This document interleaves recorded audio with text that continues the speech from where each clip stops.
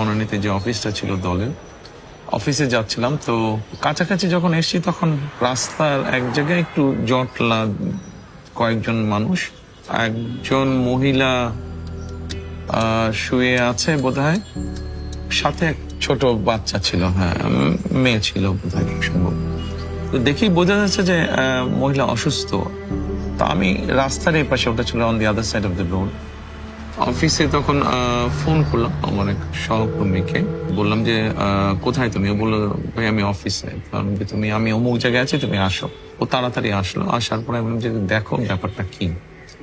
আমি আর ওই জটলাতে যাইনি, আমি তা ও দেখে এসে আমাকে বলল যে খুব সম্ভবত মহিলাটা খুব অসুস্থ, এবং আমি তখন ওকে আমাদের জন্য অফিসে যে ডাক্তার ছিল যোগাযোগ করো, দেখো মহিলাটা কিভাবে সহযোগিতা করা যায়। তারপরে মহিলাটাকে হসপিটালাইজ করা হয়, পরে আলহামদুলিল্লাহ সুস্থ হয় মহিলাটা।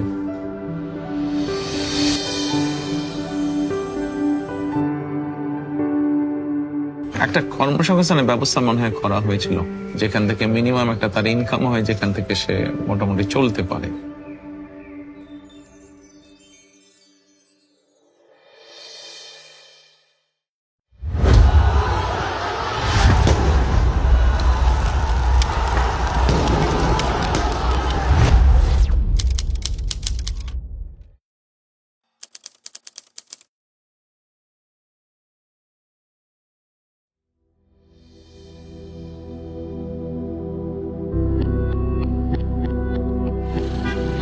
আমাদের বৌদ্ধ মন্দির থেকে তিলপাপাড়া অনেক দূর।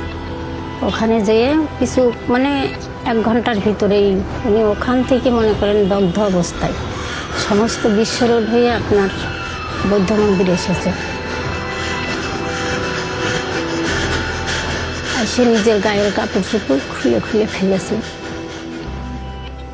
কত মানুষ রাস্তায় ছিল, কেউ বাঁচানোর চেষ্টা করেনি।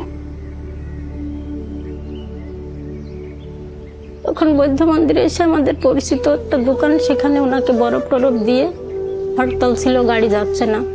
পরে আমার ভাইয়েরা জোর করে একটা গাড়ি নিয়ে নিজেরাই চালিয়ে নিয়ে গিয়েছে আপনার বাণী মিডে। পরের দিন আমি আমার আব্বুকে দেখতে যাই, তখন আমার আব্বু আমার দেখে কান্না করছিল, মানে বোঝাচ্ছিল যে তার গা ঝুলে পড়ে যাচ্ছে, হয়তো তার কষ্ট হচ্ছিল, সেটা বোঝাচ্ছিল। আমাদের 2 বোনকে মাথায় হাত দিয়ে ওগুলো মানে আমাদেরকে দেখছিল, দেখে উনি একা একাই কান্না করছে। আব্বুকে তো ওইভাবে কখনো দেখিনি, মানে পুরো শরীর ব্যান্ডেজ করা ছিল। হসপিটালে যেয়ে দেখার পরে আমার মাথা ঘুরে যায়, আমি হসপিটালে অজ্ঞান হয়ে যাই। আমি তো ওনার চিকিৎসা অধীন, আমি ওনার সঙ্গে ছিলাম 5 দিনের দিন। আমাকে বললো একটা কলা দাও, কলা খাই, পানি খাই বলে নিয়ে কলাটা যেই নিতে গেছি, পেস ফিরেন দেখে চোখ উল্টাইয়ে ওই সময় জানটা বেরিয়ে গেল। আমার বাচ্চারা বাসায় ছিল। খবর আসলো, একজন আমাদের এলাকারই মামা হয় পরিচিত, এসে বলছে যে আমির হোসেন মারা গেছে। এটা শোনার পর মানে আমাদের 2 বোনের মাথায় কোনো কাজ করেনি। পরে আমি যে আর আব্বুকে দেখতে পাইনি, আমি দেখছি ওই যে ঢাকনাওয়ালা ট্রেসারগুলো আছে না, ওতে করে আব্বুকে নিয়ে যাচ্ছে। যখন লেখালেখি করে লাশের জন্য, আমি অনেক হাতে পায়ে ধরছি যে দেখেন আপনারা অন্তত পোস্টমর্টমটা করেন না।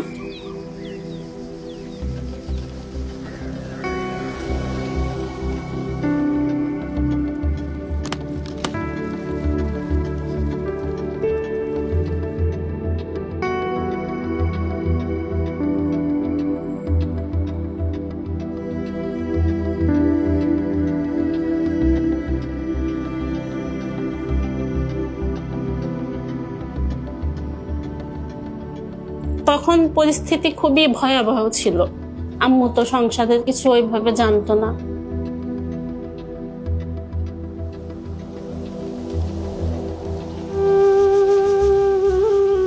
বাবা না থাকলে তো কিছুটা অসহায় লাগেই। আমিও ছোটবেলায় বাবা হারিয়েছি, কাজেই মাথার উপরে বাবার ছায়াটা না থাকলে তো অসহায় লাগে। সেটা ছেলে হোক মেয়ে হোক। হয়তো আমাদের সামাজিক ব্যবস্থায় মেয়েদের জন্য বিষয়টা একটু বেশি কষ্টকর। যখন তাদের এরকম ঘটনাটা ঘটে, তারপরে থ্রু ডক্টর আমান আমরা হেল্প করতাম ফ্যামিলিটাকে। করে একদিন আমান ভাই আমার ওখানে যাই, যে বলে আপনার আমরা মাসে কিছু যদি অনুদান করি আপনি কি চলতে পারবেন? বললে আপনি কাউকে এই বিষয়টা কোনোদিন কেউ যাতে জানতে না পারে।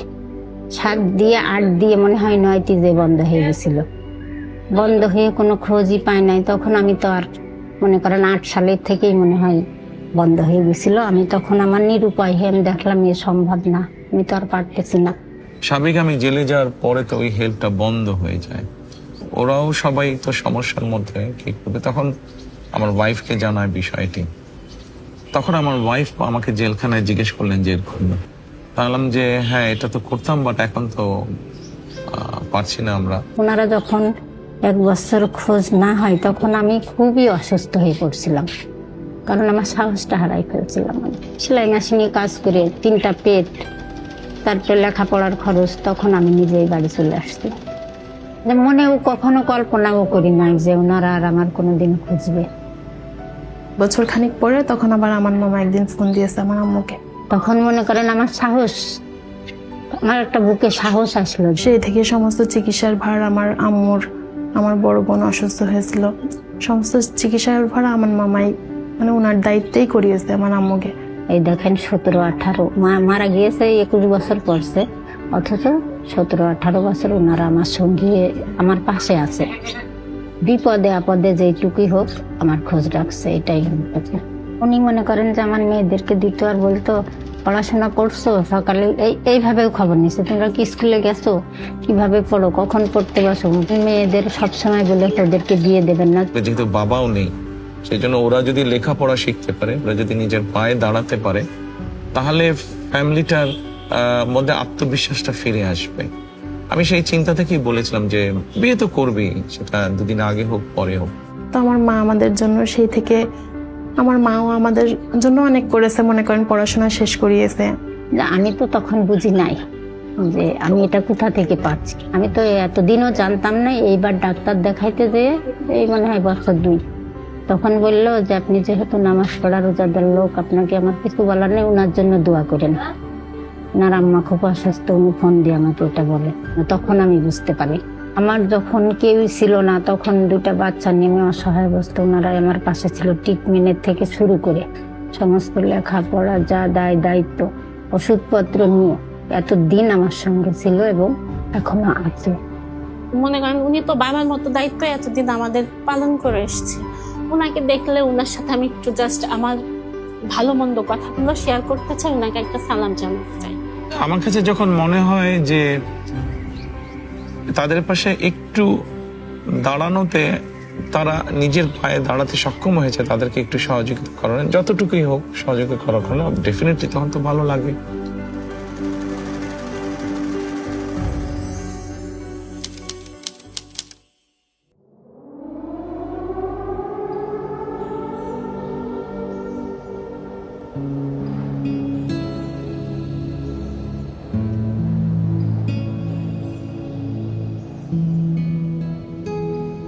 সময়টা ছিল শীতের সময়। জেলখানায় আমার সাথে একটা ছেলে থাকতো। ওই ছেলেটা আমাকে এমনি কথায় কথায় বলছে যে জেলখানায় এরকম অনেক মানুষ আছে, গরিব মানুষ আছে, বিশেষ করে বয়স্ক মানুষ। মহিলাদের ক্ষেত্রে এটা আছে বেশি, পুরুষদের ক্ষেত্রেও আছে। অনেকে এরকম আছে যাদেরকে কেউ দেখতে আসে না, যাদের কোনো ফ্যামিলি তেমন আসে না, গরম কাপড় নেই এদের। জেল থেকে যে কম্বল দেয় ওই কম্বলই আছে, কিন্তু ওই কম্বলটা সারাক্ষণ আপনি শরীরে রাখতে পারবেন না। তো সোয়েটার নেই বা শল নেই। তা আমি ওর কথাটা শুনলাম, শুনে আমি চুপচাপ থাকলাম। তার বলার কিছু নেই, আর করার তো অবশ্যই তখন কিছু নেই। তো পরবর্তীতে কোর্টে ডেট ছিল আমার, তার কয়েকদিন পরে কোর্টে ডেট ছিল। কোর্টে গেলাম আমি। কোর্টে যাবার পরে আমার এক সহকর্মী, ওর নাম রুমন, তো আমি কাছে ডাক দিয়ে ওকে বললাম যে এক কাজ করো, কিছু মহিলাদের শলটা হলে একটা সুবিধা হয় কি, আর যেটা চাদর সেটা রাত্রে ঘুমোতেও পারে, বা দিনের বেলায় সেটা শীত লাগলে সেটা গায়ে জড়িয়েও ধরতে পারে। কিন্তু কম্বল তো সবসময় আপনি ব্যবহার করতে পারবেন না, এক্সেপ্ট ঘুমানোর সময় ছাড়া। কারণ যে পুরুষদের জন্য কিছু সোয়েটার এবং মহিলাদের জন্য কিছু শল তুমি একটু আমাকে এনে দাও, জেল অথরিটি ওনাদের কাছে তুমি পৌঁছে দাও, আমি ওনাদের সাথে কথা বলবো। তখন জেলে ডিআইজি ছিলেন একজন মেজর হায়দার। আমি রুমনকে বললাম যে তুমি ওনার কাছে পৌঁছে দিও, আমি ওনার সাথে কথা বলবো। পরে রুমন ওগুলা ওনার কাছে নিয়ে গেছিল, তবে আমি তার আগেই আমি যখন ফিরে আসলাম আবার জেলে নিয়ে আসলো আমাকে। তো ওনার সাথে ওই দিন কি পরের দিন বোধহয় আমার দেখা হলো। তখন আমি বললাম যে হায়দার সাহেব এরকম আমি শুনেছি এরকম, তা আমি কিছু এরকম গরম কাপড়ের ব্যবস্থা করছি, তো ওগুলা এসে পৌঁছলে আপনার কাছে দিবে। তা আপনি যদি একটু দেখে, আমি তো আর দিতে পারবো না, আপনি দেখে যদি সত্যি এরকম যারা নিডি তাদের কাছে যদি একটু এই জিনিসগুলো পৌঁছে দেন। তো পরে ওনারা দিয়েছিলেন, ওনারা পরে পৌঁছে দিয়েছিলেন।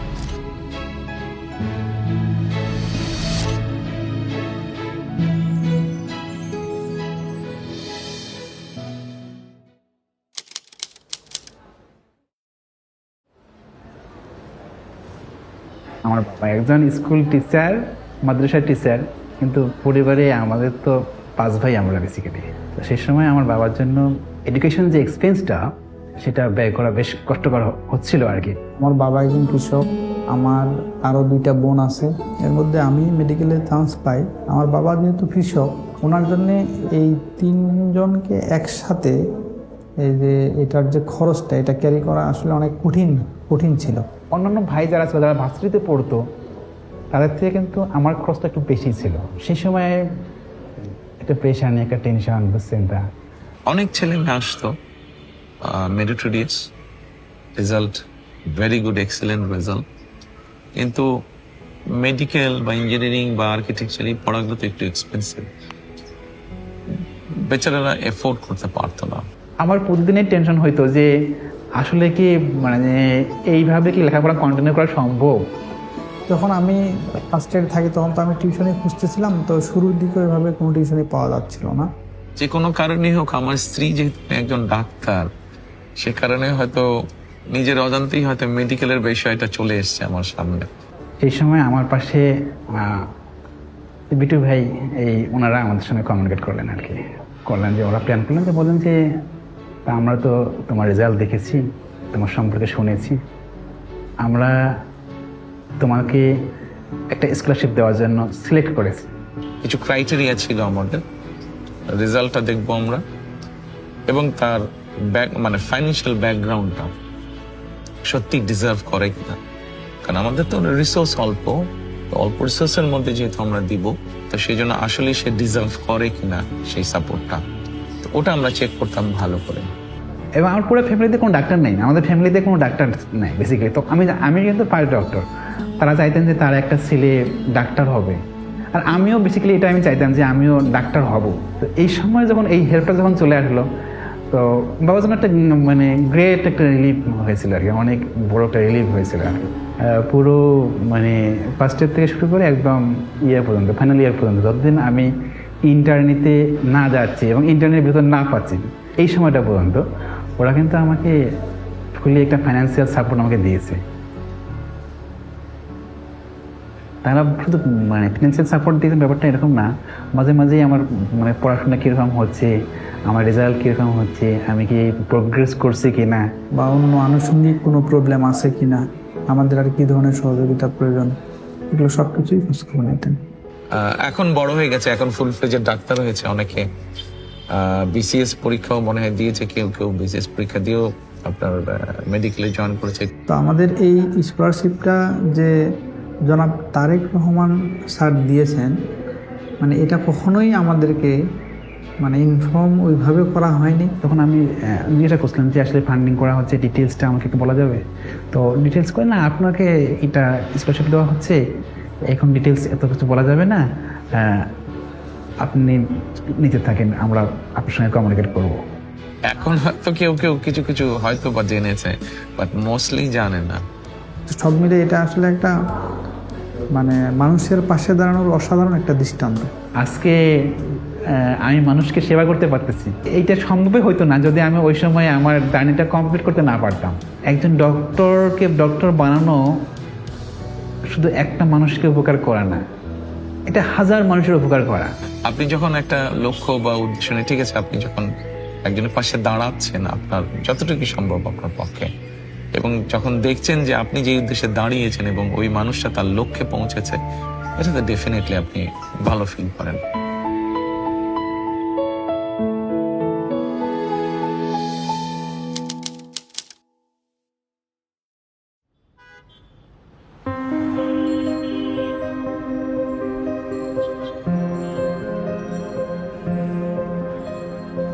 পুরো পৃথিবীতেই মানুষ এবং প্রাণীর সমান কোএক্সিস্টেন্স থাকা উচিত। প্রতিটা প্রাণী কিন্তু সৃষ্টি করা হচ্ছে কোনো একটা পারপাস সহ, পারপাস ছাড়া কিন্তু কোনো কিছু সৃষ্টি করা হয় নাই। ওরা তো বলতেও পারে না যে আমার খিদা লাগছে বা আমার এই জায়গাটায় ব্যথা, তাহলে ওদের প্রতি আমাদের রেসপন্সিবিলিটিটা আরো অনেক বেশি হওয়ার কথা না?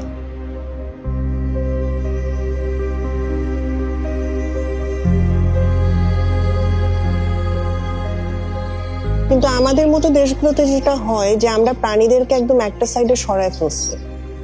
আমি ছোট থেকে যেটা দেখতাম যে ওদের চোখ তুলে ফেলছে, কান কেটে নিচ্ছে, লেজ কেটে নিচ্ছে, হাত পার উপর দিয়ে গাড়ি চলে যাচ্ছে, ওরা ওভাবেই পড়ে আছে, কেউ দেখছে না।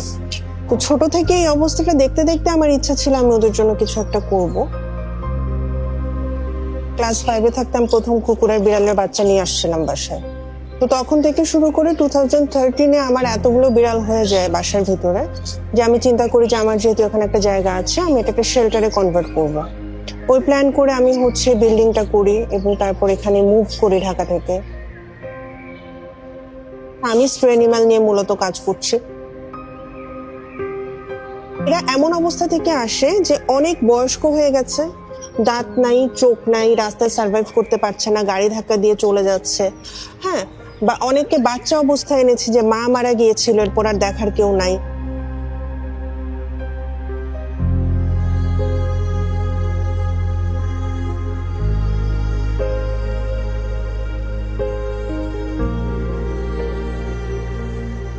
আমাদের এখানে অনেকগুলো আছে চোখে দেখতে পায় না, ওরা একটু এদিকে ওদিকে ঘুমায় থাকে, খুব একটা মুভ করে না। আর হাফ প্যারালাইজড অনেকগুলো আছে যারা ঠিক মতো হাঁটতে পারে না। তোরা রাস্তায় খাবার পাবে কিভাবে আর খাবে কিভাবে, যেখানে সুস্থ কুকুরে সার্ভাইভ করে না। প্রত্যেকটি প্রাণী, জীব কোন না কোনো ভাবে মানুষের উপকার তো করছেই। আমরা সৃষ্টির সেরা সৃষ্টি আল্লাহ, সেটা আমাদের দায়িত্ব এই যে কোনো জীব প্রাণীর প্রতি যত্নশীল হওয়া। সোশ্যাল মিডিয়া অথবা কোনো বাংলাদেশি টিভি চ্যানেলে খুব সম্ভব দেখেছিলাম কোনো একটা প্রোগ্রামে যে ও বেশ স্ট্রাগল করছিল, মানে যেহেতু এই ধরনের স্ট্রে ক্যাট বা ডগকে নিয়ে এসে বিশেষ করে যারা ইনজুরিও হেল্প করে, কিন্তু ওরকম সহযোগিতা বোধহয় পাচ্ছে না। তখন আমি ঢাকায় আমার এক সহকর্মী বললাম যে একটু যাও তো, তুমি দেখে আসো তো কি বিষয়টা কতটুকু ঠিক বেঠিক বা সঠিক। 2018-এর দিকে মেহেদি ভাই আমাদের সাথে প্রথম যোগাযোগ করেন over the phone. And to be honest, আমি তখনও জানতাম না যে উনি আসলে কে বা কার পক্ষ থেকে উনি ডোনেশনটা দিচ্ছেন। উনি এখানে আসছেন, শেল্টার উনি ভিজিট করে যান। ও দেখে এসে আমাকে পরে রিপোর্ট করলো। তো তখন আমি এবং আমার মেয়ে আলোচনা করে আমরা সিদ্ধান্ত নিলাম যে ঠিক আছে, আমাদের পক্ষে তখন যতটুকু সম্ভব ছিল ওর কুকুর বিড়ালের আমরা যেটা করেছিলাম যে খাবারের কষ্টটা বেশি হয়, তো খাবারের ব্যাপারে যতটুকু সহযোগিতা করা যায়, তাহলে মাসিক ভিত্তিতে আমরা ওকে বললাম ঠিক আছে। পরে আমি আমার যে সহকর্মীকে পাঠিয়েছিলাম ওকে আবার বললাম যে তুমি গিয়ে বলো যে আমরা খাবারের ব্যাপারে এই পরিমাণ আমরা সহযোগিতা করতে চাই, যদি ওরা এগ্রি করে তাহলে আমরা স্টার্ট করবো এটা। তো তখন তারপরে আমরা তাকে এখন পর্যন্ত আমরা চেষ্টা করছি কন্টিনিউ করতে।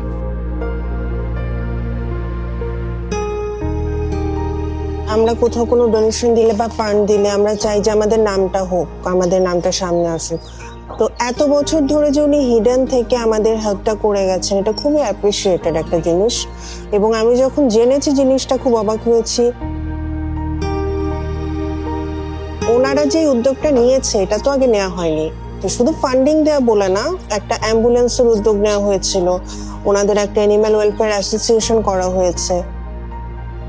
আমাদের কিন্তু অ্যানিম্যাল ওয়েলফেয়ার ডিপার্টমেন্ট বলতে কিছু নাই। তো এটা ওনারা যে শুরু করেছেন এটা তো ফার্স্ট, এটা অবশ্যই মানে একটা মাইল ফলক আমাদের জন্য।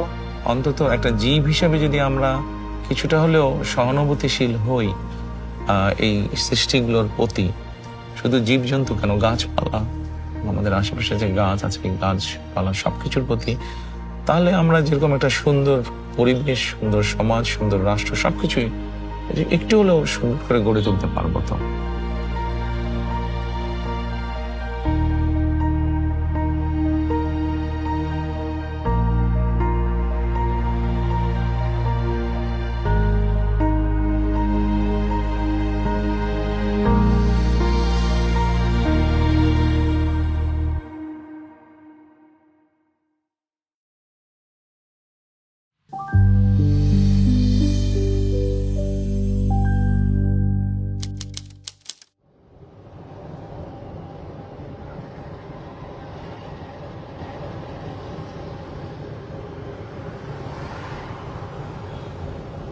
প্রথম ছেলে গেল আলট্রাসাউন্ড করবার, প্রথম গেছে মেডিকেলতে বাইরে, পরে গেছে আলতা করবার যাব। এই টাইমে সরব দুজন দাঁড়াই গেছে, দাঁড়াইতে গিয়ে যখন সরব পার ওপর গেছে তখন অ্যাক্সিডেন্ট হয়ে গেছে।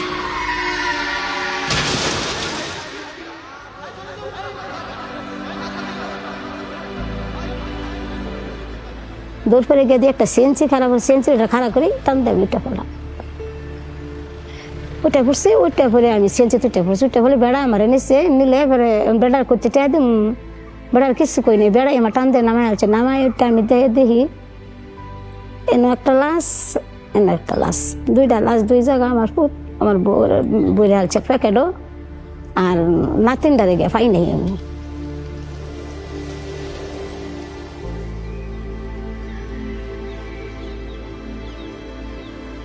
আবুর মাথা এখানে ছিল না, সব মাথাটা ছিলান ছিল, মাথা এলে গেছে, আব্বার মুখ দেখা গেছিল না, আব্বারে চিনা গেছিল না।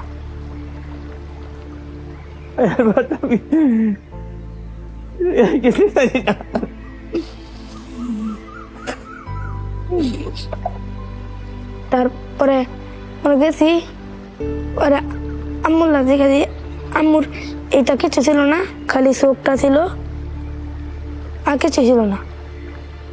ওই আমার একজন বলছে আমার নাতি আছে মেডিকেল, একটা মেডিকেল আছে, গেছি গেছি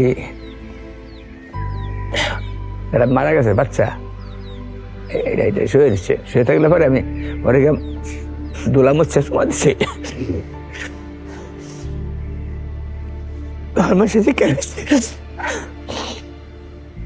মারা গেছিল সঞ্জিদা, 3 বছর বয়স, 5 ছোট ছিল হয়। ডাক্তার করে আমরা নাতি আরেকটা আছে, এটা তো মারা গেছে, এবার নাতি আরেকটা আছে, ওই গেছি গিয়ে দিয়ে নাতি আমার কুলো দিচ্ছে, পরে ডানা হয়ে গেছে মেডিকেল ফটো চালাইয়া। ফাতেমা তার মা বাবার মুখ সে দেখে নাই, আমরা দেখতে পারছি, সে দেখতে পারে না।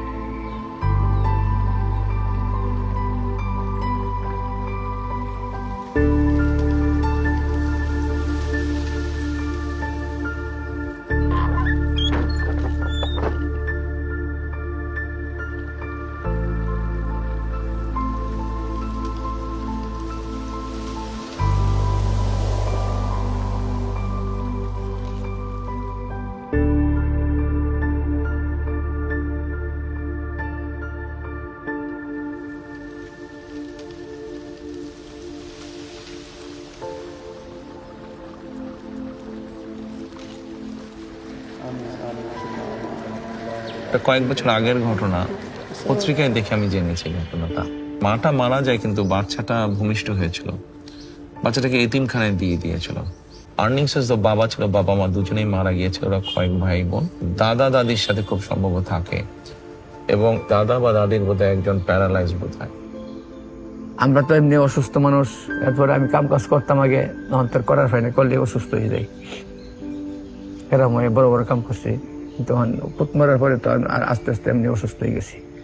তখন আমি চিন্তা করে দেখলাম যে ওদেরকে যদি আমরা অর্থনৈতিক সহযোগিতা দিই, এমনও হতে পারে যে আশেপাশে হয়তো এমন মানুষ থাকতে পারে যারা কোনোভাবে তাদেরকে এক্সপ্লয়েট করে হয়তো অর্থনৈতিক সুবিধাটা সরিয়ে ফেলতে পারে। মানে দিচ্ছি আমরা তাদেরকে সহযোগিতা করার জন্য, কিন্তু হয়তো তারা বেনিফিটটা পাচ্ছে না, কেউ হয়তো সেখান থেকে সেটা সরিয়ে দিবে। তখন আমি ডিসাইড করলাম যে let us do something different. আমি বললাম যে ওদের সাথে বসো, কথা বলো, এসেনশিয়াল ফুড আইটেম কি পরিমাণ লাগে ফ্যামিলির এই কয়জনের মাসে।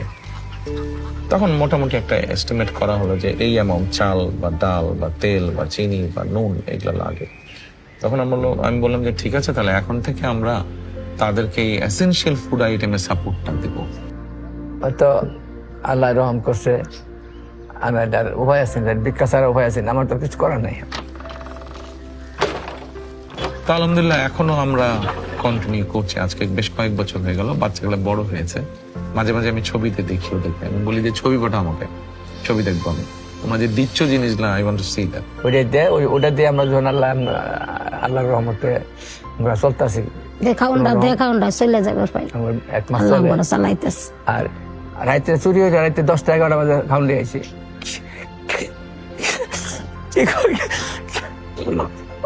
কি কষ্ট কষ্ট হয়ে গেছে, অনেকদিন কষ্ট হয়ে গেছে। কষ্ট গেছে, এটা আমি হয়তো বুক করছি, অনুভব করছি যে রাইতে 10টা, 8টা, 9টা, 10টা চুরি হয়েছে, খাওয়া গেছে। তার খাওয়ান বন্ধ দেয় নাই, প্রত্যেক মাসে খাওয়ান দিয়ে গেছে। 1 মাসও মিস পছন্দ দেয়নি, খাওয়ান দিচ্ছে। মেঘ বৃষ্টি খাওয়ান দিয়ে গেছে। যারা এই কাজগুলো করতে পছন্দ করে, যারা চায় এরকম করতে, পাশে গিয়ে দাঁড়াতে, দলমত নির্বিশেষে, এরকম অনেক মানুষকে আমরা চেষ্টা করেছি তাদের পাশে গিয়ে দাঁড়াতে, যারা আমাদের দলই করে না, আমাদের দলের সাথে যাদের কোনো সম্পর্কই নেই, বাট মানুষটা অসহায়, তার একটা সহযোগিতা বা সাহায্য প্রয়োজন, করেছি আমরা। ধন্যবাদ, মানে লাখ লাখ শুক্রিয়া, তাকে ভাষায় প্রকাশ করার মতো না। এবং নিজে উপকারটা যা করছে আর কি, এটা আমার ভাষায় করার মতো কোনো ইয়া নাই, বলার মতো কোনো ভাষা নাই। বাচ্চাগুলো বড় হচ্ছে, বাচ্চাগুলো লেখাপড়া শিখবে, ইনশাল্লাহ নিজের পায়ে দাঁড়াবে। ওর বাবা মারা বেঁচে থাকলে তাই তো করতো তারা, তো বাবা মা আনফর্চুনেটলি বেঁচে নেই। এতটুকু যখন আসছে ইনশাল্লাহ বাকিটাও যাবে।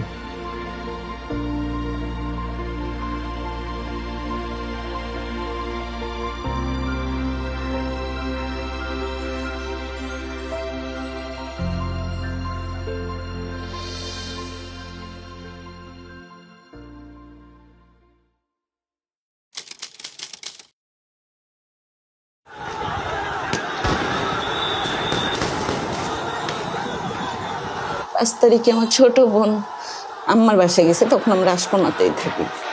তো আমরা খবর দেখতেছি আমার ছোট বোন ও নাচতেছে, মানে শেখ হাসিনা পালাইছে এটা দেখে ও ওই খবর টবর দেখলো।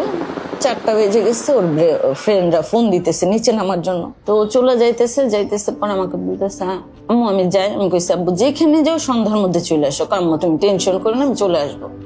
তো নিচে যে 2 বন্ধুর সাথে চলে গেছে।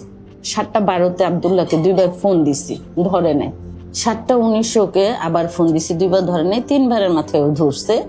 36 সেকেন্ড ওর সাথে আমার কথা হয়েছে। সালাম দিয়ে শুধু বলছি বাবা তুমি কোথায়? ও বলছে আম্মু এয়ারপোর্টের মাথায়। বলছি বাবা আজান দিচ্ছে, সন্ধ্যা হয়েছে না, আম্মু আধা ঘন্টার মধ্যে আসতেছে। 8:10 একটা আননোন নাম্বার থেকে ফোন আসছে, রিসিভ করতে করতে কেটে গেছে। আবার উনি কল দিছে। উনি শুধু ফোন দিয়ে বলছে আব্দুল্লাহর আপনি কি হন? আমি বলছি আব্দুল্লাহর মা। কেন, কি হয়েছে? ও অ্যাক্সিডেন্ট করছে, আপনি একটু এখনই আসেন।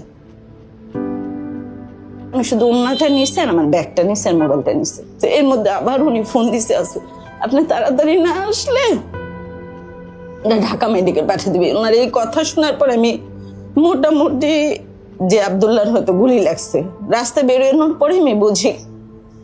তা আমি দৌড় দিয়ে ঢুকে গেছি। ঢুকে ও একটা কফি কালারের টাইস পরা, ওর চেহারা তো ঢাকা, ওর পায়ে সাদা সুতা বাঁধা দেখে আমি বুঝে ফেলছি যে আমার বাবা তার নাই। তা আমাকে ঢুকতেই দিতেছে না। মহিলা মানুষ বলতেছে আপনাকে ঢুকানো যাবে না, আপনি পুরুষ মানুষকে। তোর মামা গেছে, ওর মামা দেখে ওইখানে অজ্ঞান হয়ে গেছে, আমি অজ্ঞান হয়ে গেছি।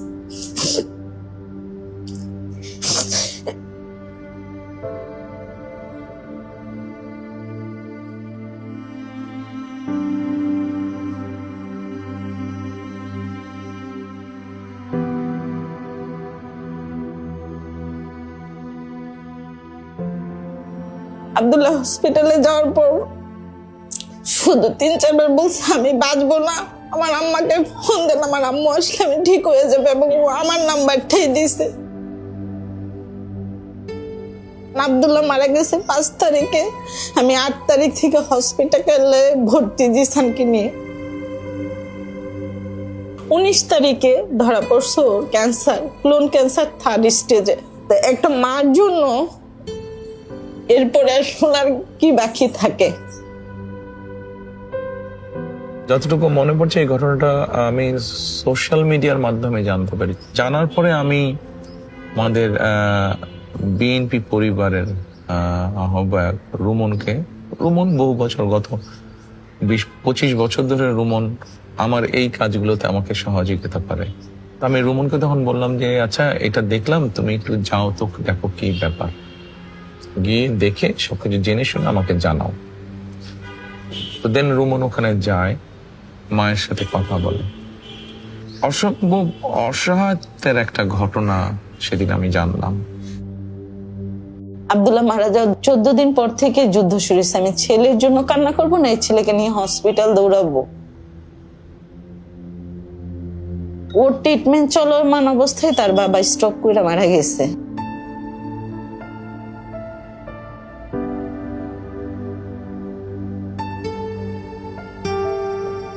দিন শেষে আমার ছেলের জন্য আমি, আর আমার জন্য আমার ছেলে, আসলে আমরা অনেক একা।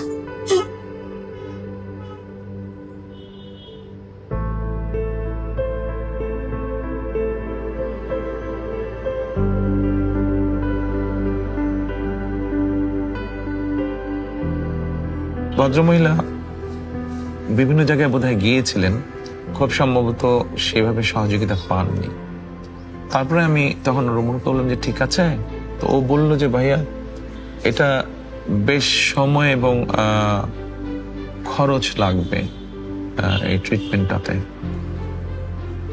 তো আমি জিজ্ঞেস করলাম কেমন খরচ লাগবে, যে খরচটা লাগবে একটু অ্যামাউন্টটা একটু বড়। বললাম যে ঠিক আছে, আল্লাহর নামে বিসমিল্লাহ বলে চলো আমরা শুরু করি, যতটুকু পারি আমরা এগোবো, আমরা আমাদের চেষ্টাটা করি, বাকি আল্লাহর ইচ্ছা। ওর এক একটা কেমো 49,000 টাকা করে পড়ছে। 3টা কেমোর পর থেকে প্রত্যেকটা কেমোটাকে আমরা বিএনপির পরিবারের পক্ষ থেকে পাইছি। উপর আল্লাহর পরে যদি কেউ আমাকে সাহায্য করে দেখে, আমরা বিএনপির পরিবার করছি, কারণ আমার দ্বারা সম্ভব ছিল না এই ট্রিটমেন্টটা করার। 2টা অপারেশন আমি বাইরে করাইছি, বাইরের ডাক্তার দিয়ে, সিএমএইচ এর ডাক্তার দিয়ে বাইরে করাইছি, কারণ অনেক টাকা লাগছে। এই 2টা সার্জারির টাকাও সম্পূর্ণ আমরা বিএনপির পরিবার দিচ্ছি। তারেক রহমান নিজে ফোন করে জিসানের খবর নিচ্ছে আমাকে, ওনাদের গুলশান অফিসে ডাকায়া উনি আমার সাথে, আমার ছোট ভাইয়ের সাথে কথা বলছে জিসানের জন্য যা লাগে আমি করবো, আমি যতটুকু পারি, আপনি শুধু শক্ত থাকুন। তখন তো বিধ্বস্ত উনি, স্বামী মারা গিয়েছে, বড় ছেলে শহীদ হয়ে গেছে জুলাই, ছোট ছেলে এরকম অবস্থা।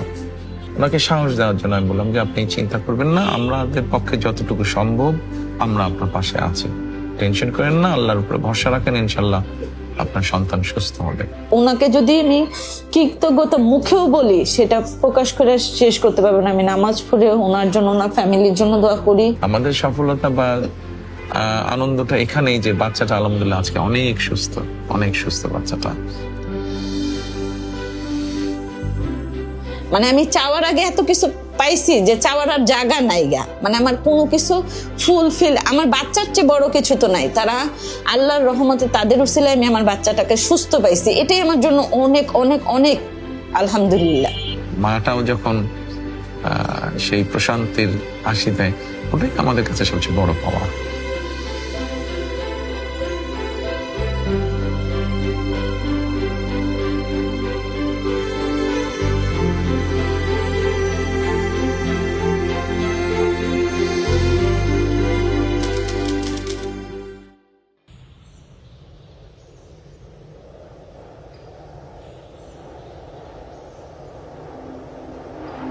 তিনটে বোন আমরা, আমাদের ভাই নেই। বোনেরা বাপ থেকে মামা বাড়ি থেকে বিয়ে হয়েছিল, তারা রেখে যাচ্ছিল। যখন বাচ্চা হয়েছে তখনই এর বাপ যশোর যেতে, তখন আর বাপের কাছে জিজ্ঞেস করিলাম, যে বাপ কোথায়, তখন বলছে যে যশোরে থাকে। এই দেখার পরে আর হসপিটালও দেখতে গেছিল দেখছি। বই দেখিয়েই তো ও সোফায় চলে গেছে। যখন ছেড়ে দিয়েছে তখনই বলেছে। ওখানে 8 মাস ছিলাম শ্বশুর বাড়ি, তারপরে মামা বাড়ি পাঠাই দিয়েছিল। মামা বাড়ি থেকে তাই কয়েক মাস থাকার পরে তাই আবার দিয়ে দিয়েছিল। এটুকুই চাইছিলাম যে আমার বাচ্চা যাতে তার বাপের পিতৃ পরিচয় চাই পাই, যাতে দাদা বাড়ি যাতায়াত করতে পারে। শুধু আমার কাছে থাকবে না, তার দাদা বাড়িরও তো দরকার আছে। দাদা বাড়ি যাতায়াত করবে, দাদা বাড়ি যাবে তারা। এখনো বাপের ইসির দিক থেকেও কষ্টেই আছে, কারণ আমার কাছে অনেক সময় বলে এটা ভাই আমি বলতে পারি না। যখন আমার বাচ্চা জিজ্ঞেস করে সবার আব্বু আছে, সবাই বলে ওঠে আমার বাচ্চার অনেক পেরেন্ট, মানে কথা বলে বড় মানুষের মতো ইয়ে বলতে গেলে আমার আমি বলতে পারি না। যে অনেক অনেক প্রশ্ন করে, যখন সবাই আমার ওই স্বাস্থ্য ভাইরা আছে বাচ্চারা সবাই মা আব্বু বলে কোলে ওঠে, তখন আমার বাচ্চাও অনেক সময় ভুল কেমনে মামাকে বাপ বলে ডেকে ফেলে, বুঝছেন।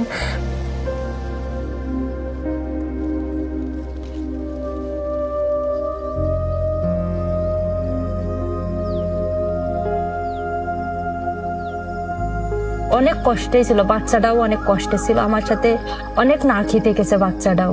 ওষুধ মনে করেন সবসময় আমার ডাক্তারের কাছে রাখতে হয়, একটার পর একটা হতেই থাকে, একটার পর একটা হতেই থাকে, বেশিরভাগ ও ডাক্তারের কাছেই থাকে।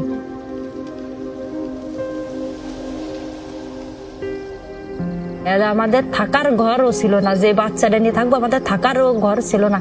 এইখানে একটা ভাঙ্গাচুরে একটা টালির ঘর ছিল, মানে মনে অবস্থা যে রাত থাকার মতো না। দিনের বেলা হয়তো বেড়ালাম চালালাম, রাত্রে আমরা থাকতে পারতাম না। পত্রিকা বা সোশ্যাল মিডিয়ার মাধ্যমে আমি জেনেছি। তারপরে আমি আমার অভ্যাস মতো আমার টিমকে আমি বলেছি আচ্ছা এই বিষয়টা কি, একটু তোমরা আগে নিজেদের মতন করে জানো। তারপরে ওরা যায় জানে, এবং তারপরে আমাদের অবস্থান থেকে যেটা মনে হয়েছে, যতটুকু মনে হয়েছে করা সম্ভব বা করতে পারবো আমরা সেভাবে চেষ্টা করেছি তাদের পাশে দাঁড়ানোর জন্য।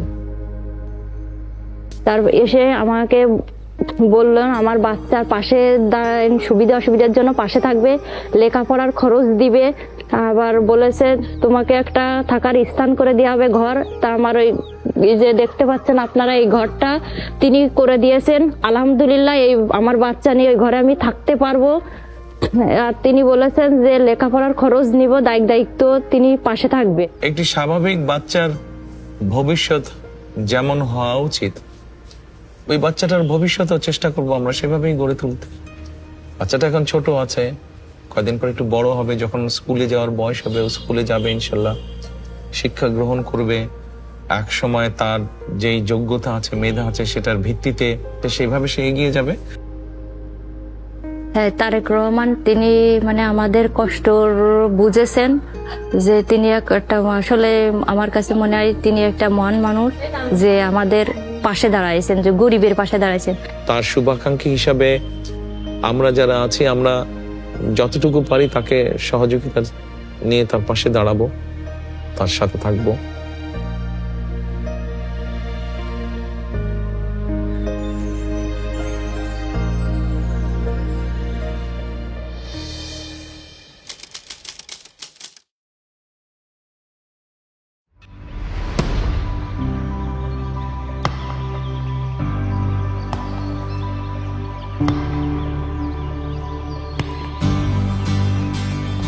আমার বয়স 6 বছর 2 মাস চলে। আর যখন বয়স 3-3.5 বছর হয়, তখন তিনি খেলাধুলা আমিরই শিখাই।